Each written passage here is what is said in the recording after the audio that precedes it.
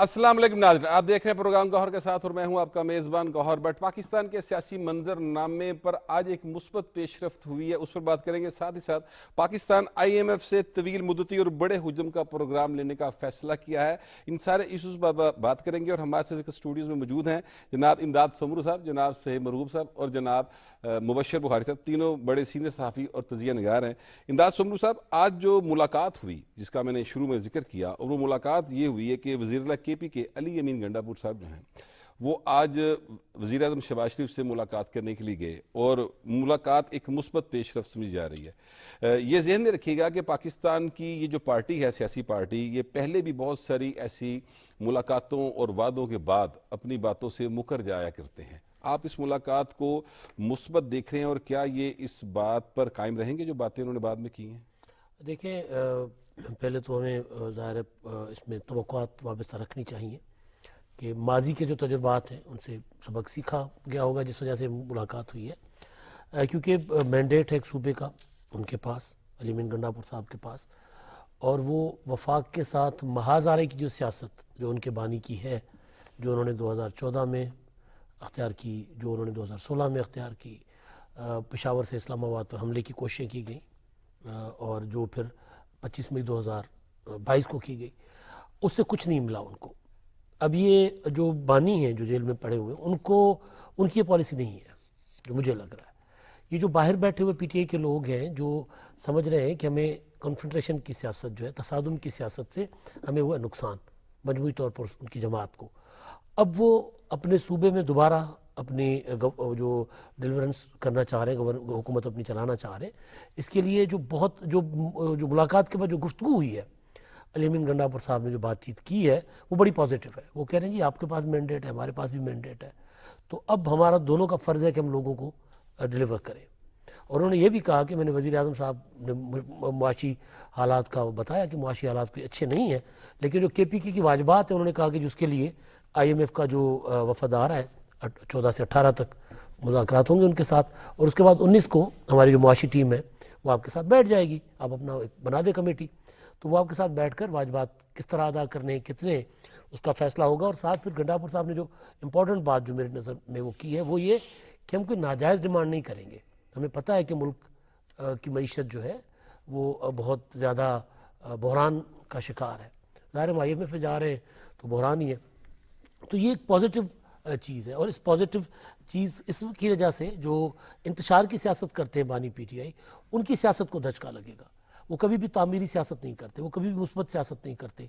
अगर मुल्क के हालात नॉर्मल हो तो उनकी सियासत ख़त्म हो जाती है। तो ये सेंस प्रिवेल किया है, मेरा ख्याल है PTI के अंदर कुछ ऐसा एलिमेंट है जो चाहता है कि उस कन्फ्रंटेशन से निकले, तो मेरा ख्याल है एक बहुत पॉजिटिव चीज़ है। साहब, आपकी बातों से यूँ लग रहा है, और सहीब साहब मैं आपकी तरफ आऊँगा, कि माइनस बानी चेयरमैन PTI जो है चीज़ें आगे बढ़ गई हैं, ऐसा ही है? जी हाँ, बिल्कुल। देखें, 2-3 दिन पहले जो अलीमा साहिबा ने कहा कि मरियम साहिबा चीफ मिनिस्टर हैं, हम उनको मानते हैं, मतलब इस पे बहुत कम लोगों ने उनकी बात पे गौर किया। एक्चुअली उन्होंने भी मैंडेट को पंजाब में एक्सेप्ट किया। आज अली जो गंडापुर साहब हैं उन्होंने एक्सेप्ट किया फेडरल गवर्नमेंट के मैंडेट को इस्लामाबाद में। तो ये 2-3 दिनों में बड़ा मेजर चेंज आया है कि दोनों जगहों पे मैंडेट की एक्सेप्टेंस हो गई है नून की। तो अब इसमें जो अपना इस वक्त प्राइम मिनिस्टर साहब है, उनका मेन जो एम्फेसिस है वो सारा का सारा इस चीज़ पे है कि हम फेडरल गवर्नमेंट को जो अपनी रिसोर्सेज हैं उनमें कैसे लेकर चलें। और जो अली अमीन साहब ने कहा वो भी यही था। पहले तो उन्होंने कहा कि हम 1500 अरब रुपया जो हमारा फंसा हुआ है वो मांगेंगे। फिर उन्होंने, अब फंसा हुआ तो पंजाब गवर्नमेंट का भी बहुत साथ है क्योंकि फेडरल गवर्नमेंट के पास रिसोर्सेज ही नहीं है। रिसोर्सेज जनरेट उस वक्त होंगे जब ये जो नए फाइनेंस मिनिस्टर साहब हैं, ये एक जो रोड मैप उन्होंने बनाया उस पर बिल्कुल आगे चल के बात करेंगे, उस पर जब हम मुतरवत करेंगे। तो अभी ये बिल्कुल माइनस जो एक साहब हैं वो तो माइनस हो चुके हैं काफ़ी अरसे से। और अभी भी आप देखें, अब जो पॉलिटिक्स है वो बड़ी स्टेबल हो गई है। आप देखें कि वो जो पहले होता था वो अब नहीं हो रहा, जो हंगामा रही, तोड़ फोड़। आप अली अमीन साहब जब आए थे तो इनकी नॉमिनेशन के बाद ये कहा जा रहा था कि फलाने ने अब इस तरह का होगा, अब मतलब दुबंग और फलाना दबंग अंदाज में एंट्री होगी और एंट्री सब बड़ी सोबर अंदाज में होगी। तो इसलिए ये चीज़ अब भूल जाएं कि हम अब यहाँ पे कोई बड़ा एग्रेसिव पॉलिटिक्स कर सकते, वो नहीं होगी। पब्लिक बड़ी, जिसको कहते हैं ना, सैनिटी जो है प्रिवेल कर गई है। और सिचुएशन ऐसे ही रहेगी। चीजें बेहतरी की तरफ जाएंगी। मुबशर वाहिद साहब, ये आखिर जो चेंज आया है बड़ा मेजर चेंज है। अली अमीन गंडापुर साहब जो हैं ये वो शख्सियत हैं जो प्राइम मिनिस्टर के ओथ टेकिंग पर नहीं आए थे और बड़े अजीबोगरीब बयानात इन्होंने दिए। इसी तरह और भी बहुत सारी बातें हैं जो मैं ज़ाहिर है दोहराना नहीं चाहता। अगर चीज़ों को बेहतरी की तरफ जा रही हैं तो हमें उसको सपोर्ट करना चाहिए और आगे बढ़ना चाहिए, लेकिन हर कुछ वजह तो होगी ना सर कि क्या एकदम से हुआ ऐसा कि बेहतरी आ गई। बट साहब, जब भी आपके प्रोग्राम में मैं आता हूँ मुझे शेर याद आ जाता है। जी जरूर सुनाइए, हमें तो बहुत शौक है आपके शेर सुनने का। हफीज होशियारपुरी साहब की वो मशहूर गज़ल का शेर है, दिलों की उलझनें बढ़ती रहेंगी अगर कुछ मशवरे बाहम ना होंगे। तो बुनियादी तौर पे ये सैनिटी है। अब क्या चीज़ है उसमें, केपी के अपनी जगह पे हालात, सैलरी देने के पैसे नहीं हैं, हेल्थ कार्ड जो इनका एक क्राउनिंग अचीवमेंट थी वो बिल्कुल वहाँ पे, अगरचे हेल्थ कार्ड वैसे मियां नवाज शरीफ साहब ने शुरू किया एक स्कैम भी है, लेकिन बहरहाल उसको वो वहाँ पे ख़त्म हो गया, बंद हो गया। सैलरीज के ऊपर वहाँ पे प्रोटेस्ट भी हुए। अगर आप देखें तो एक मुकाबले की फ़िज़ा है। जो ही सूबाई असम्बलियाँ मार्ज़ वजूद में आई और आप देखें मरियम नवाज पहले दिन ही फील्ड में, और उससे पहले उन्होंने मैराथन मीटिंग्स की। आप मुराद अली शाह साहब को देखें, प्रोएक्टिवली वर्किंग और पॉवर्टी सरफराज बुगटी साहब अगले दिन जो है वो ग्वादर में पहुंचे हुए थे, रिलीफ एक्टिविटीज़ पे काम कर रहे थे, जबकि उस वक्त तक अली अमीन साहब जो हैं वो नारेबाजी कर रहे थे और वो सिर्फ चैलेंज कर रहे थे। लेकिन मेरा ख्याल है कि उनके जब मीटिंग करता है सीएम, बट साहब आप तो वाकिफ़ हैं इन चीज़ों से, उनके जब एडवाइज़र्स ब्यूरोक्रेट्स उन्हें बताते हैं कि जनाब हमारी सूरत हाल ही है और आपके पास ले दे के एक फेडरल गवर्नमेंट है जिससे आप एनएफसी पूल में भी पैसे लेते हैं और वैसे भी लेते हैं, रॉयल्टी भी होती है। तो रॉयल्टी भी उनकी अपनी, वो क्लेम तो करते हैं 15 अरब रुपए से ज्यादा के मामला, लेकिन वही 1500 अरब सॉरी 1500 अरब प्लस 6 वो जो रॉयल्टी वाले थे, तो उससे ज्यादा के मामला वो करते हैं। लेकिन वही बात के जो जायज़ बनता होगा वो मिलेगा। तो उन्हें आखिरकार अंदाज़ा हो गया कि ये मिल के बैठने से ही कोई मसले का हल निकलेगा। दूसरी बात अलीमा की बात की सुहेल साहब ने, उसके अलावा आपको कल का स्टेटमेंट था अपने अली जफ़र साहब का, क्या मुफाहमत के लिए तैयार हैं प्रोवाइडेड हमारी 3 शर्तें मानी जाएं, 10 हल्के खोले जाएं, प्रोटेस्ट की इजाज़त दी जाए और ख़वातीन को रिहा कर दिया जाए। सो ये बुनियादी तौर पे बर्फ़ नहीं पिघल रही, मेरा ख्याल है पत्थर मोम हो रहा है। तो और वो कहीं से तपिश काफी आई है तो पत्थर मोम होना शुरू हुआ। नजरिया ज़रूरत के तहत, और मेरा ख्याल है हर पॉलिटिकल पार्टी को ये सोचना चाहिए। इन्होंने थोड़ी सी देर कर दी है सोचते हुए, अल्टीमेटली यही इसका हल है और इसी की तरफ इन्हें जाना है, उसके अलावा दूसरा हल कोई नहीं। अच्छा, केपीके का जो पैसे हैं जो 1500 अरब, ये पीडीएम की हुकूमत के दौरान या निगरान हुकूमत के दौरान के तो नहीं है ना, जाहिर है ये बहुत पीछे से चलते आ रहे थे। जी जी जी जब बानी पीटीआई वजीर आजम थे एनएफसी को मानते नहीं थे, जी जी बिल्कुल नहीं वो ना पंजाब को फंड्स देते थे ना केपीके को। सिंध में क्योंकि मुखालिफ हुकूमत थी, मुराद अली शाह साहब लड़ झगड़ के लेके जाते थे। पंजाब और केपीके का तो उन्होंने बेड़ा गर्क कर दिया, ना तरक्याती फंड ना कोई ग्रांट्स, कुछ भी नहीं होता था यहाँ पे, बस लंगर खाने चला रहे हैं। इसमें मैं अगर अर्ज करूं तो जो पीपल्स पार्टी के दौर में 7वां एनएफसी अवार्ड जो दिया गया था वो कंक्लूसिव रहा था। जी जी जबकि आरिफ अलवी साहब पीटीआई के दौर में जो एनएफसी अवार्ड दिया गया था वो इनकंक्लूसिव रहा था। तो ये इमदाद साहब बिल्कुल ठीक फरमा रहे हैं कि उसमें भी इनकी अपनी हुकूमत को वो वाली रकम नहीं मिली थी जो उनका ड्यू था। अच्छा सर, शोएब मरगूब साहब, आईएमएफ की बात हुई और आईएमएफ में हुकूमत ये कह रही है कि हमें जो है वो तवील मुद्दती और बड़े हुजम का प्रोग्राम लेने का हमने फैसला किया और हम उस तरफ जा रहे हैं। तो सर उस हिसाब से फिर जो शराइत होंगी वो काफ़ी सख्त नहीं होगी? नहीं, देखें 1.1 बिलियन का तो अभी इन 18 तारीख तक फाइनल हो जाएगा, आज वक्त उनका आ गया हुआ है। बिल्कुल ठीक है। उसके बाद ये मांग रहे हैं कोई बहुत ज़्यादा बड़ा प्रोजेक्ट नहीं मांग रहे, बड़ा प्रोग्राम 6 बिलियन डॉलर का मांग रहे हैं। अच्छा, उसमें जो उनकी टर्म्स एंड कंडीशंस हैं वो बेसिकली हमारी अपनी भी हैं, और अगर हम उसको नहीं मानेंगे तो जो फ्रांस में एक बहुत बड़ा मुजाहरा हुआ था, आपको याद होगा, उसका ये था कि जो कहा जा रहा था वेस्टर्न मीडिया में भी, पेंशन बॉम्ब, कि पेंशन इतना बड़ा ह्यूज एक मसला पूरी वर्ल्ड वाइड बना हुआ था कि अमेरिका ने कहा कि हम रिटायरमेंट की एज बढ़ा रहे हैं, फ्रांस ने भी कहा रिटायरमेंट की, जिसमें वहाँ पे इतने बड़े तदादात पैदा हो गए और स्ट्रीट जिसको कहते हैं ना वॉर लाइक सिचुएशन हो गई थी। तो अब हमारे यहाँ भी ये देखें ना 700 अरब रुपया का हमारा पेंशन का इस वक्त बिल है, और कोई 32 लाख जो हमारे वो हैं, इस वक्त भी कोई 5.25 लाख हमारे एम्प्लॉइज़ हैं। और इसका जो ये अब फ्यूचर का जो प्रोग्राम दे रहे हैं, जिसको कह रहे हैं कि पेंशन की नई वॉलंटरी रज़ाकाराना पेंशन की पॉलिसी आ रही है, तो वो उसमें बल्कि एक इतना बड़ा पॉजिटिव एक्शन है जो लोगों ने जिस पर गौर ही नहीं किया। कल प्राइम मिनिस्टर ने ये कहा है कि ये जो हम पेंशन की रज़ाकाराना ला रहे हैं, ये प्राइवेट सेक्टर भी इस पर गौर करे। मतलब प्राइवेट सेक्टर में इस वक्त मेरा ख्याल है कि 90% ऐसे हैं, सिवाय मीडिया के, बड़े मीडिया के जो अपना हैं मेन स्ट्रीम मीडिया के बड़े चैनल, वो दे रहे हैं EOBI का पेंशन, लेकिन ये तो रहे ना। अच्छा, ग्रेजुएटी वगैरह ये सारा उन्होंने कहा कि इस पैटर्न पे प्राइवेट सेक्टर भी आ जाए। तो अब प्राइवेट सेक्टर में तो कोई तकरीबन 7-8 करोड़ के करीब लोग हैं जो उसमें सर्विस सेक्टर में हैं। तो अगर वो भी इसमें आ जाएंगे, प्लस ये इसमें आ जाएंगे जो है तो अपना इस वक्त 5.25 लाख के करीब सिविल सर्वेंट, तो ये बहुत एक बड़ा रिलीफ मिलेगा पब्लिक को सैलरीज के उसमें। और देखें ना, अभी पेंशन मिली लोगों को, किसी की जो पुराने रिटायर्ड हैं 15,000 भी है, जो फ्रेश रिटायर हैं उनके 90,000 उसके ऊपर भी है। तो जो अगर अब जो लोग रिटायर होंगे, बहुत बड़ा पेंशन का वो एक जो रिलीफ का फंड है मिलेगा, उसमें वो प्लॉट भी ले सकते हैं, बहुत सी चीज़ें कर सकते हैं।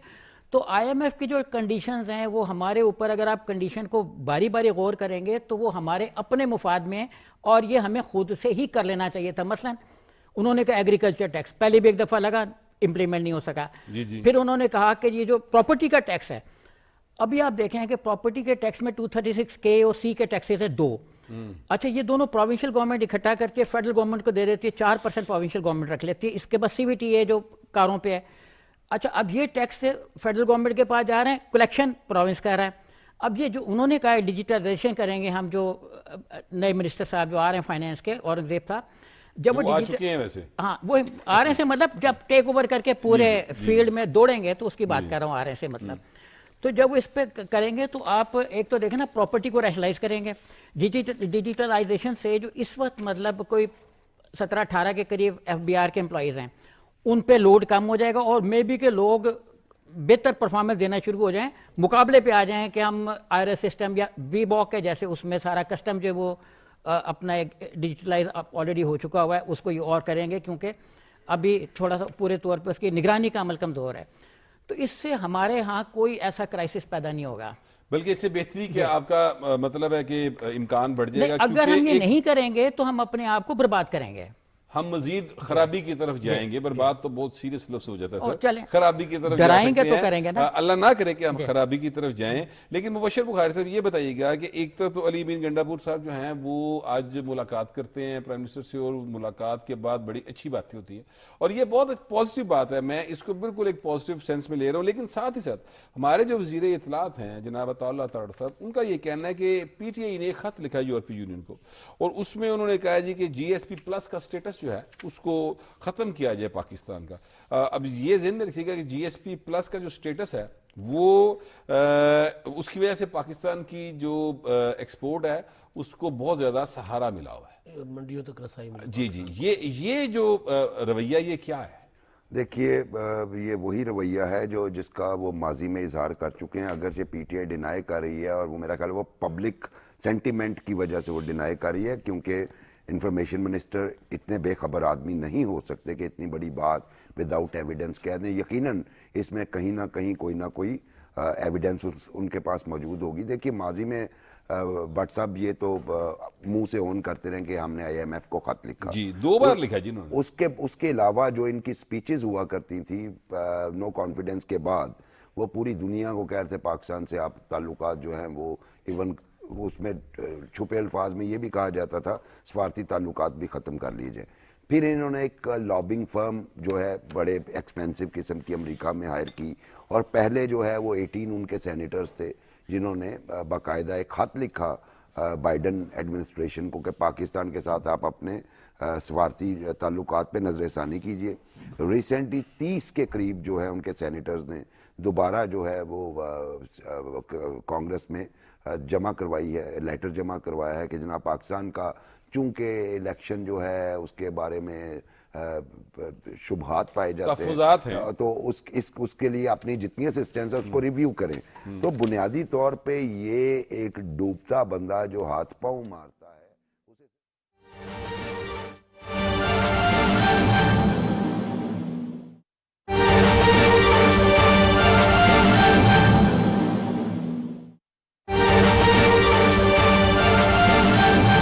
खबर से आपको आगाह करेंगे। वजीर आज़म मोहम्मद शहबाज शरीफ से वजीर आला खैबर पख्तूनख्वा अली अमीन खान गंडापुर की मुलाकात हुई है। आज की अहम सियासी डेवलपमेंट है जिससे आपको अपडेट कर रहे हैं। वजीर आज़म मोहम्मद शहबाज शरीफ से वजीर आला खैबर पख्तूनख्वा अली अमीन खान गंडापुर की मुलाकात हुई है। इस मुलाकात के दौरान खैबर पख्तूनख्वा के मसाइल के हवाले से गुफ्तगू की गई है।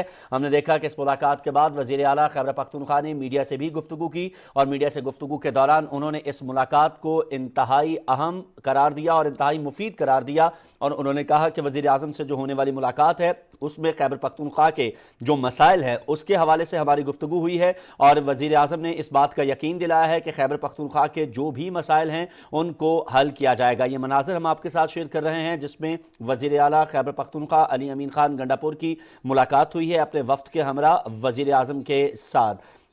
इसी हवाले से मज़ीद तफसीलात जान लेते हैं। हमारे नुमाइंदे मोहम्मद मज़हर हमें ज्वाइन कर रहे हैं। मज़हर, अपडेट कीजिएगा, क्या तफसीलात है इस मुलाकात में, मज़ीद किन उमूर पर गुफ्तगू हुई है?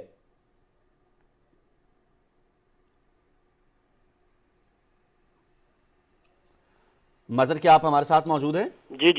जी मज़हर, अपडेट कीजिएगा, इस मुलाकात के हवाले से क्या तफसीलात हैं?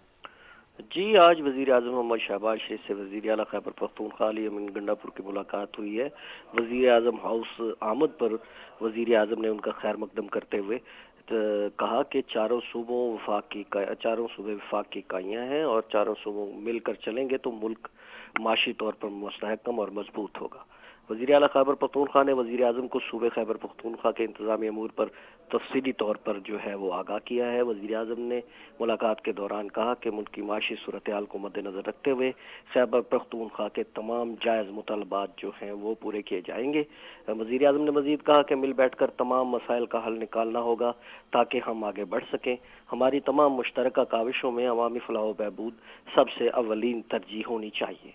वफाकी हुकूमत चारों सूबों बशमूल खैबर पख्तूनख्वा के साथ हमआहंगी के साथ काम करने और रवाबित मजबूत बनाने पर यकीन रखती है। वज़ीर आज़म ने कहा कि मज़ीद ये कि हमें मिलकर आगे बढ़ना होगा ताकि मुल्क तरक्की की जो है वो मनाजिल तय करे। वज़ीर आला खैबर पख्तूनख्वा ने भी इस अज़्म का इजहार किया कि खैबर पख्तूनख्वा की हुकूमत अच्छी नीयत के साथ आगे बढ़ना चाहती है और मुल्क की तरक्की में अपना मुस्बत किरदार अदा करना चाहती है।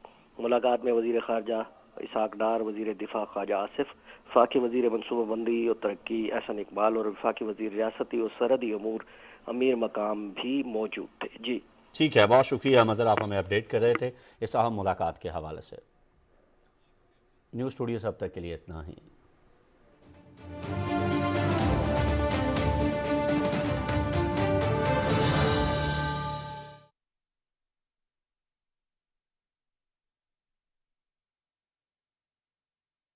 कंट्राडिक्ट कर दिया कि नहीं बहुत ठीक है। अच्छा, अब देखिए भट्ट साहब के जी जेल मैनुअल को तो वायलेट नहीं करना चाहिए और अगर इस चीज़ पे कि चलें एक लीडर है जो बहुत बोल रहा है और अपना उसके जो लोग हैं वो बड़ा शोर करते, तो थोड़ा सा इसको रिलीफ दे देते हैं। अब उसका ये मतलब नहीं है कि वो इंक्रोचमेंट करना शुरू हो जाए और मज़ीद रिलीफ मांगना शुरू हो जाएं और उस रिलीफ को फिर अपना राइट बना लें। तो ये प्रॉब्लम है इस जमात की कि ये इंक्रोचमेंट करते रहते हैं कि हम इससे आगे इससे आगे इससे आगे इससे आगे, तो वो बहरहाल उसकी एक लिमिट होती है। तो जो कुछ मिनिस्टर जो नए आए हैं इंफॉर्मेशन एंड ब्रॉडकास्टिंग के, तो उन्होंने जिन चीज़ों को बताया है वो तो वाकई मैं तो खुद सोच रहा हूँ कि यार मुझे जेल में डाल दो तो मैं भी कुछ थोड़ा सा मौज मस्ती कर लूँ।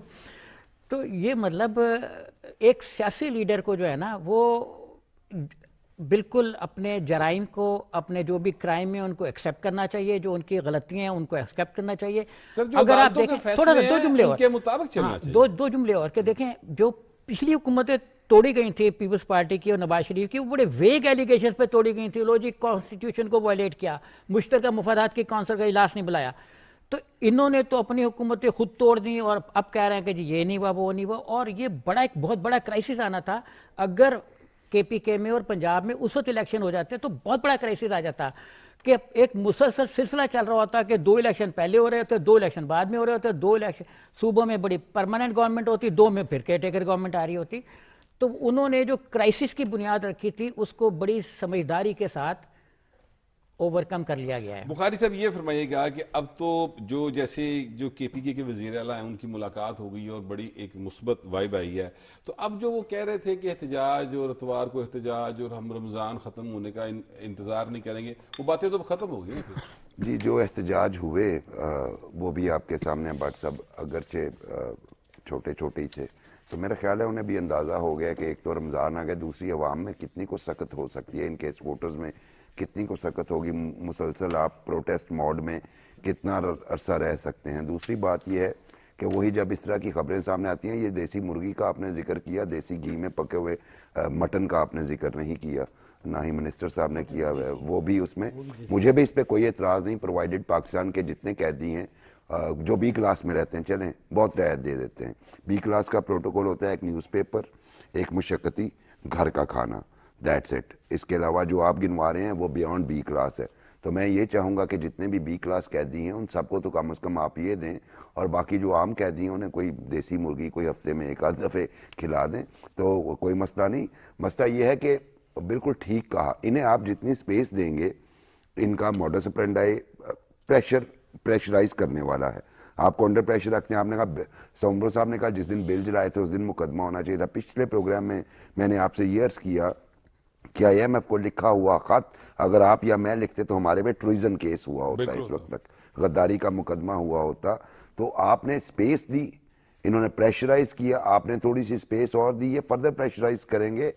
بہترین حل یہی ہے بہترین حل ان یہی کو ہے کہ سپیس آپ قانون دیجئے۔ کے مطابق ہی چلا جائے۔ شاہ جی اس وقت ذرا بریک کا کہا جا رہا ہے تو بریک لیتے ہیں جی، واپس آئیں گے مزید بات کریں گے، فی الحال ٹیک اے بریک۔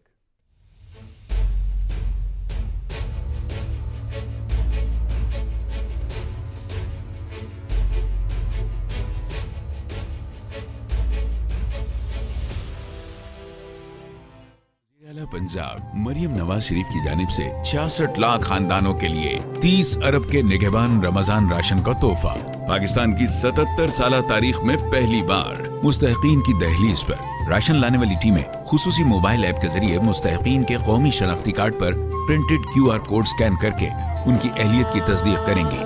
پھر راشن بیگ پر پرنٹڈ QR کوڈ سکین کر کے نگہبان رمضان راشن کا تحفہ مستحقین کے حوالے کر دیں گی اور ریکارڈ کے لیے وصول کنندہ کی تصویر بنائیں گی۔ یاد رکھیں، نگہبان رمضان راشن وصول کرنے کے لیے قومی شناختی کارڈ کا ہونا ضروری ہے۔ اگر قومی شناختی کارڈ گم ہو گیا ہے تو فوراً قریبی نادرہ آفس سے بنوا لیں۔ نگہبان رمضان راشن، آپ کا حق، آپ کی دہلیز پر، حکومت پنجاب۔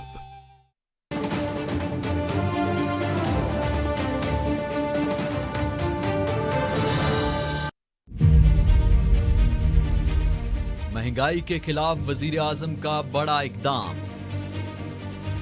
12.5 ارب روپے پر مشتمل رمضان پیکج کا اعلان۔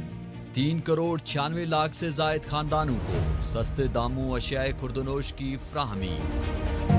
بے نظیر انکم سپورٹ پروگرام کے تحت رجسٹرڈ 88% خاندانوں کو آٹا، چاول، دالیں، گھی، خوردنی تیل، چینی اور دودھ سمیت 19 اشیاء خوردونوش کی بازار سے برعایت فراہمی۔ آٹے کے 20 کلو تھیلے پر 77 روپے فی کلو اور گھی پر 70 روپے فی کلو سبسڈی۔ ملک بھر کے 4775 یوٹیلٹی سٹورز کے ذریعے وزیر اعظم ریلیف پیکج کی فراہمی۔ وزیر اعظم کا بے نظیر انکم سپورٹ کے تحت 10,500 روپے کی سہمائی قسط مستحق افراد میں تقسیم کرنے کی ہدایت، جبکہ بلوچستان کے مستحق افراد میں اضافی 2,000 روپے فی خاندان فراہمی۔ ملک کے کمزور اور غریب طبقے کا تحفظ، وزیر اعظم کا عزم۔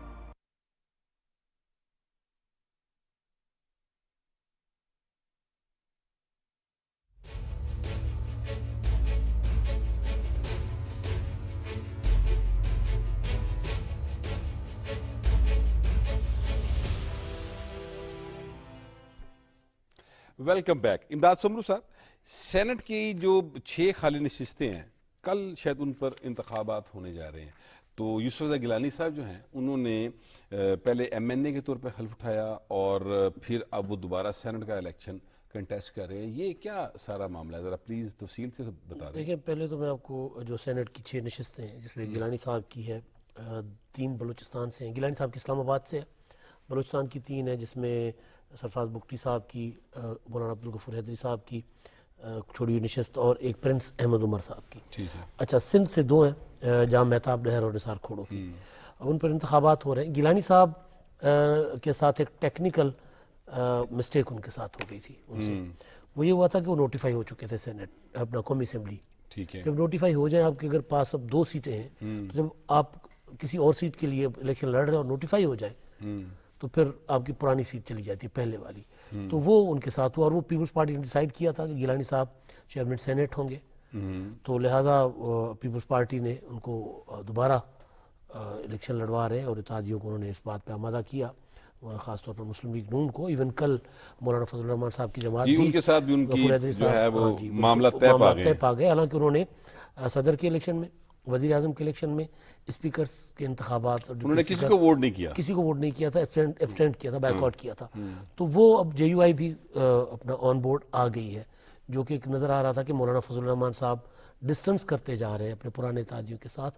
تو میرا خیال ہے کہ انہوں نے واپسی کی طرف ایک پہلا قدم مجھے لگ رہا ہے کہ مولانا صاحب نے بڑھا دیا ہے, اور ظاہر ان کو پھر پیپلز پارٹی نے منایا یوسف رضا گیلانی کے ووٹ کے لیے. تو گیلانی صاحب چونکہ چیئرمین سینٹ کے امیدوار ہیں, اس وجہ سے ان کو دوبارہ اسی سیٹ سے جو 3 سال کے لیے منتخب ہوں گے, اسی نشست سے جو انہوں نے خالی کی ہے قومی اسمبلی کا الیکشن لڑنے کے بعد, اسی سے انتخاب لڑایا جا رہا ہے ان کو. سر سید مرحوم صاحب یہ بتائیے گا کہ مولانا فضل الرحمان صاحب جب ناراض تھے تو آپ کو یاد ہوگا کہ سابق اسپیکر قومی اسمبلی جو ہیں وہ گئے تھے مولانا صاحب سے ملاقات کرنے کے لیے. اس کے بعد ایک ایسے لگا تھا جیسے بہت بڑا ایک یعنی سیاسی ہلچل بہت زیادہ بڑھ جائے گی.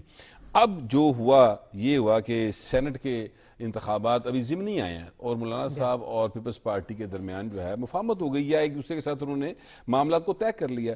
تو اب یہ جو احتجاج کا رویہ رکھنے والی پارٹی ہے, یہ جو مسلسل اس موڈ میں رہتی ہے کہ ہم کسی نہ کسی طرح افراتفری پیدا کریں, ان کا کیا بنے گا؟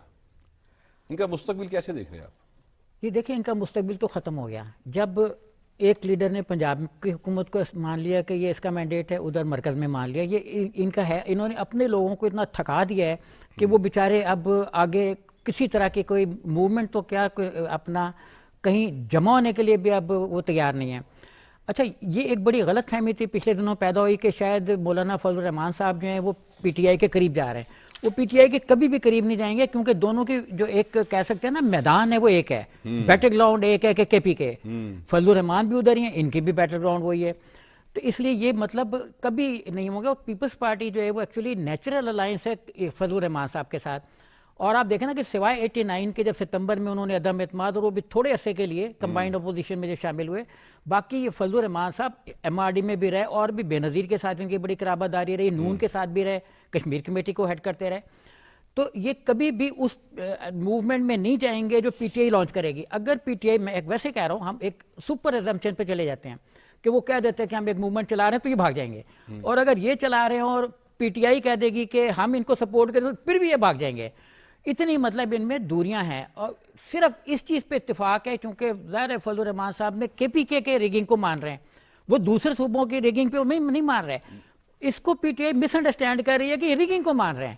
حالانکہ پی ٹی آئی جو ہے وہ کے پی کے میں ہونے والے انتخابات کو ریگڈ انتخابات وہ نہیں مان رہے. وہ کہہ رہے بالکل ٹھیک ہے, باقی سب جگہ پہ غلط ہوا ہے, یہاں پہ ٹھیک ہو گیا. مولانا صاحب کا دعویٰ یہ ہے نا کہ تحریک انصاف نے دھاندلی کروائی ہے ہمارے خلاف. جی جی. جو دھاندلی, اور مولانا فضل الرحمان صاحب کا گراؤنڈ جو تھا وہ جو سہیب صاحب کہہ رہے ہیں وہ تو کے پی کے تھا نا, اور بلوچستان سے تو اچھی خاصی سیٹیں انہوں نے لی ہیں, خود بھی وہاں سے جیتے ہیں.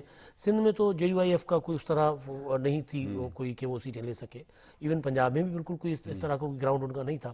تو اصل گراؤنڈ جو تھا ان کا وہ خیبر پختونخوا تھا, اور وہاں سے کلین سویپ کیا ہے یا زیادہ سیٹیں لی ہیں پی ٹی آئی نے, اور وہ کلیم کر رہے ہیں کہ جی میری جو سیٹ ہے ڈیرہ اسماعیل خان کی, وہاں پر بھی مجھے ہروایا گیا ہے. تو مولانا فضل الرحمان صاحب کا تو الزام جو ہے وہ پی ٹی آئی کے اوپر ہے.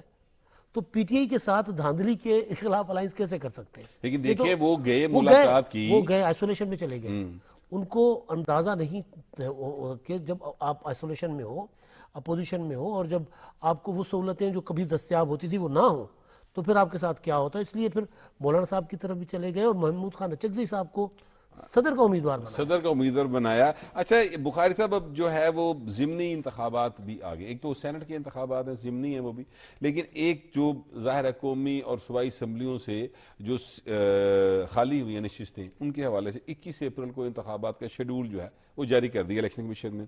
इसमें कौमी असम्बली की 6 हैं, पंजाब असम्बली की 12 हैं, खैबर पख्तूनख्वा की 2, बलूचिस्तान की 2 और सिंध असम्बली की 1 नशिस्त है।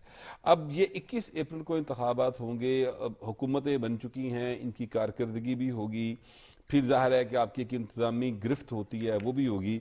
तो 21 अप्रैल को आपको 8 फरवरी वाला को रिजल्ट दिखाई देता है?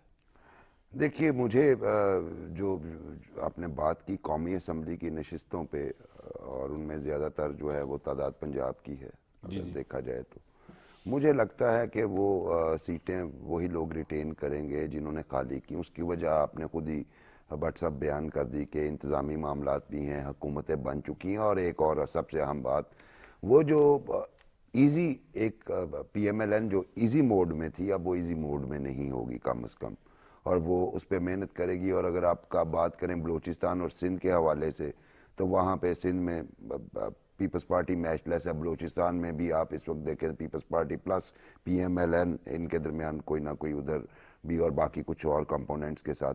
KP का मामला जो है वो तय होना बाकी है, और इस दफ़े इलेक्शन पे विजिलेंस बहुत ज़्यादा होगी, और ये जो धांधी का शोर है ये ज़िमनी इलेक्शन के नताइज के बाद दब जाएगा, ये मैं आपके इस प्रोग्राम में प्रेडिक्ट कर रहा हूँ, क्योंकि अब तो विजिलेंस अपनी जगह पे मौजूद होगी ना।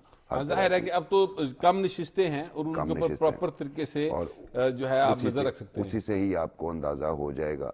और बहरहाल रिजल्ट जो हैं वो मुझे लगता है कि इमदाद समरू साहब, लाहौर से मेरे ख्याल कौमी असम्बली की 2 नशिस्तें हैं जहाँ पर इंतखाबात होंगे। एक मरियम नवाशी साहबा ने खाली की है, और एक शहबाज शरीफ साहब ने कसूर वाली साइड से जो खाली की है, और लाहौर के अंदर से सूबाई असम्बली की भी मेरा ख्याल है 2 ही नशिस्तें हैं। एक हमजा शहबाज शरीफ साहब ने खाली की और एक शहबाज शरीफ साहब ने खाली की हुई है।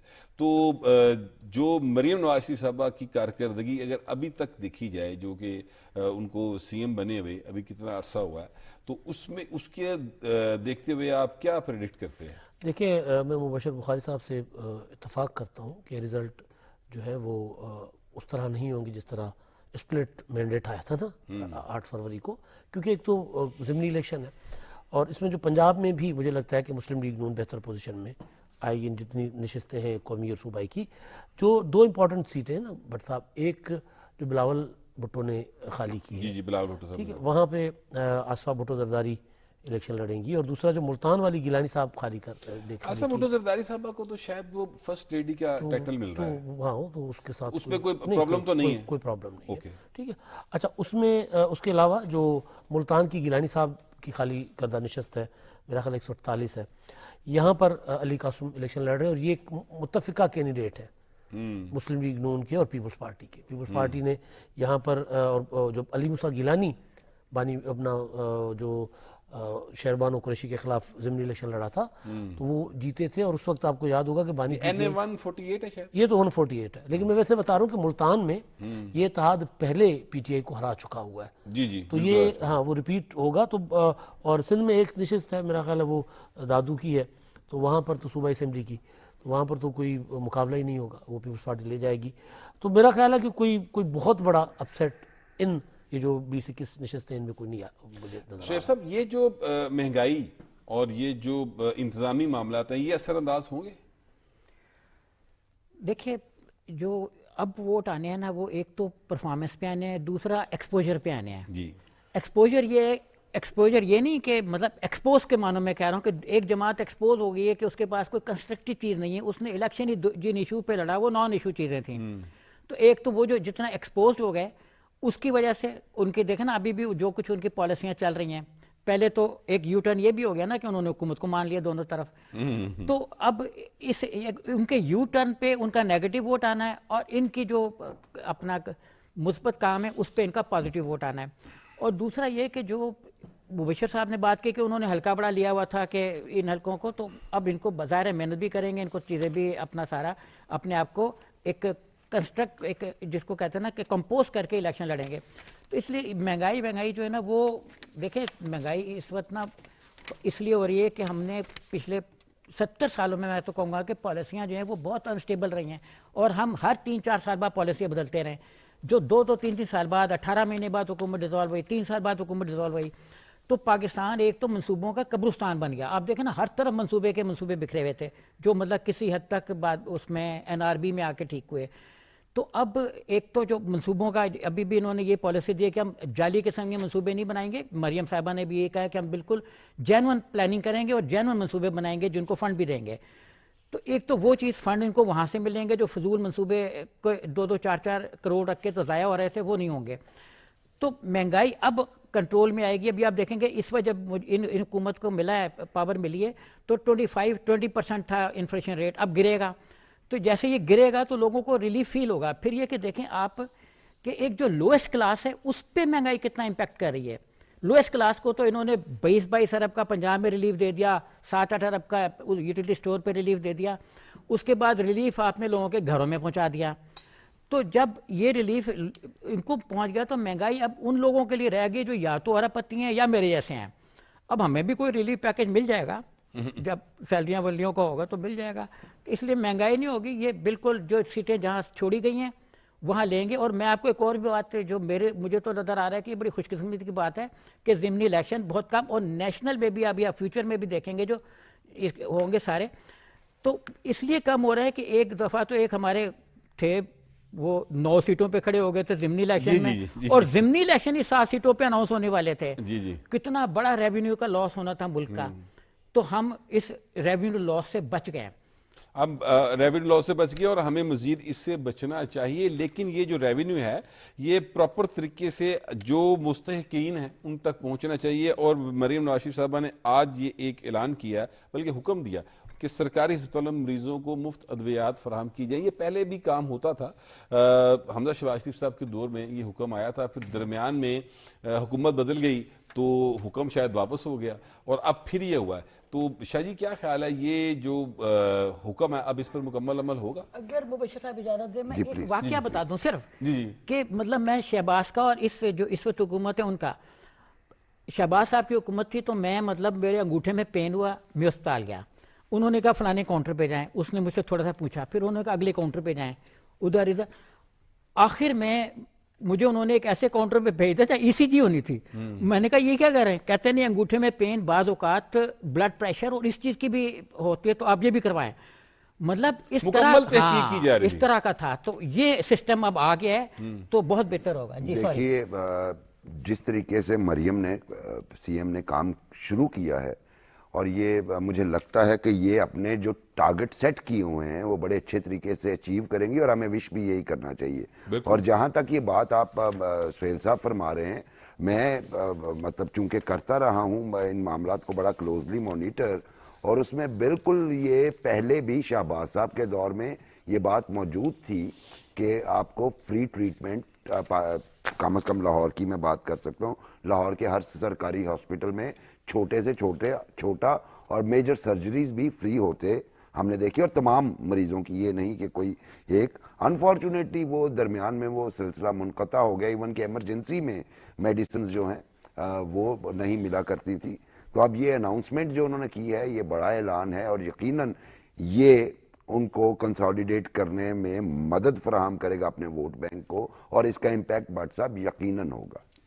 इसका इम्पैक्ट आएगा। सोहेल मुर्गुब साहब ये बताइएगा कि हुकूमत ने अखराजात कम करने के लिए एक कमेटी तश्कील दे दी है और इस कमेटी में 7 अरकान हैं। ज़ाहिर है उसमें बहुत सारे और सेक्रेटरी फिनांस होंगे, सेक्रेटरी INP होंगे, लेकिन डॉक्टर कैसर बंगाली, डॉक्टर फ़रूक सलीम और डॉक्टर मोहम्मद नवीद इफ्तिखार साहब को शामिल किया गया है। ये जो कमेटी, मैंने जो नाम लिए हैं एक्चुअली, क्योंकि बाकी तो होंगे सारे वो लोग जो ब्यूरोक्रेट्स हैं, तो ये टेक्नोक्रेट एक्चुअली हैं, ये इन पर मबनी कमेटी अखराजात कम कर सकेगी? जी हाँ बिल्कुल। देखिए शहबाज शरीफ साहब ने पिछले दौर में भी जब ये 18 महीना रहे तो इन्होंने 30% नॉन डेवलपमेंट बजट पे कट लगा दिया, और वो 30% का कट बाकायदा जिसको कहते हैं ना कि मैच्योर हुआ, एंड पे पहुंचा और लोगों ने उसको अमल किया। اب کیسر بنگالی صاحب جو ہیں وہ بھی بالکل 100% جو ہے نا اس پہ ان کا بڑا ایکسپیرینس ہے اس چیز کا, وہ سندھ گورنمنٹ کے ایڈوائزر بھی رہے ہیں, اور فرق سلیم صاحب بھی جیسے یہاں ایک پہلے بھی بات چیت ہوتی ہے, ڈیٹا کے بھی ایکسپرٹ ہیں, میرے ساتھ بھی وہ 2-4 پروگرام میں جو اور بھی تھے وہاں پہ ہم کرتے رہیں, تو یہ بہت اچھی پرپوزل دیں گے, اور اس وقت نان ڈیولپمنٹ بجٹ کو کنٹرول کرنا ہمارا بہت بڑا ایشو ہے.